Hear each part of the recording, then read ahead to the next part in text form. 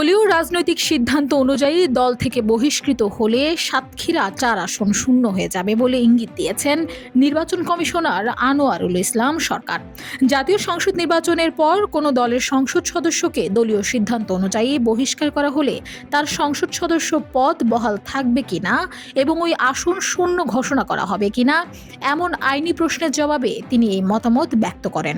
রাজনৈতিক ও আইনি কাঠামোর সাধারণ নীতি তুলে ধরে বলেন, রাজনৈতিক দলগুলোর দলীয় মনোনয়নে নির্বাচিত জনপ্রতিনিধিদের মূল পরিচয় ও আইনগত ভিত্তি তৈরি হয় দলগত কাঠামোর উপর ভর করে।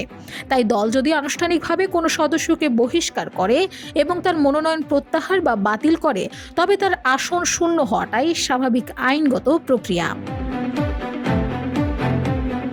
তবে আনুষ্ঠানিকভাবে দলীয় বহিষ্কার সংক্রান্ত কোনো নথিপত্র বা চিঠি এখনও নির্বাচন কমিশনারের হাতে পৌঁছেনি বলে জানান নির্বাচন কমিশনার আনোয়ারুল ইসলাম সরকার। এভাবেই কোটি কোটি মানুষের ঘরে দেশ জুড়ে ফ্রিজ একটাই, ওয়ালটন। ইসির নিজস্ব কার্যপ্রণালী ও উপনির্বাচনের ঘোষণার নির্দিষ্ট প্রক্রিয়া রয়েছে।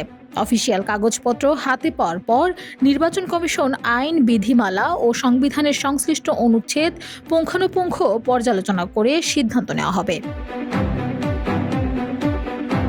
নির্বাচন কমিশনার আরও বলেন, কোনো অনুমান নির্ভর তথ্যের ভিত্তিতে নির্বাচন কমিশনের চূড়ান্ত সিদ্ধান্ত জানানো সঠিক নয়। লিখিত নথি ও সুনির্দিষ্ট আইন কোড করেই ইসি তার দাপ্তরিক অবস্থান স্পষ্ট করবে। নথিপত্র প্রাপ্তির সাপেক্ষে পর্যালোচনা শেষে আইন অনুযায়ী আসন শূন্য ঘোষণা এবং পরবর্তী উপনির্বাচন সংক্রান্ত দিনক্ষণ নির্ধারণের বিষয়টি জানানো হবে। নৈতিক স্থলন প্রমাণিত হওয়ায় সাতক্ষীরা 4 আসনের সংসদ সদস্য গাজী নজরুল ইসলামকে বাংলাদেশ জামায়াতে ইসলামী থেকে বহিষ্কার করা হয়েছে। বুধবার বিকেলে দলের কেন্দ্রীয় প্রচার ও মিডিয়া বিভাগের সেক্রেটারি এহসানুল মাহবুব জুবাইরের পাঠানো এক বিবৃতিতে এই সিদ্ধান্তের কথা জানানো হয়। Desk report, Bangladesh bulletin.